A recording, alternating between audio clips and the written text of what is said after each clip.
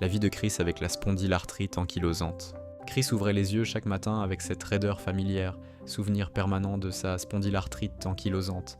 Les inflammations, les douleurs qui s'invitent sans s'en prévenir, la fatigue profonde, tout cela faisait partie de son quotidien. Mais depuis qu'il avait trouvé un traitement qui stabilisait un peu la tempête dans son corps, il pouvait enfin respirer de nouveau.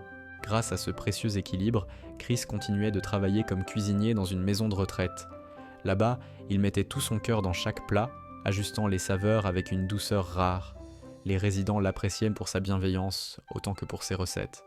Même si certains gestes lui coûtaient, il avançait lentement parfois, mais toujours avec détermination. À la maison, Chris retrouvait ce qui lui donnait la force de se battre, sa femme et son fils. Leur présence apaisait ses douleurs plus sûrement que n'importe quel médicament. Et malgré la maladie, malgré les jours plus difficiles, Chris restait ce pilier sur lequel il pouvait compter, un papa attentif à un mari présent. Et puis il y avait le bricolage, sa petite fierté. Une étagère à monter, un tiroir à réparer, une ampoule à changer. Avec patience et passion, il aimait améliorer leur nid.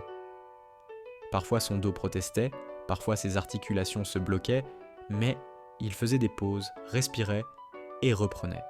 Pas question de renoncer à ce qui lui donnait le sentiment d'être utile, vivant, debout.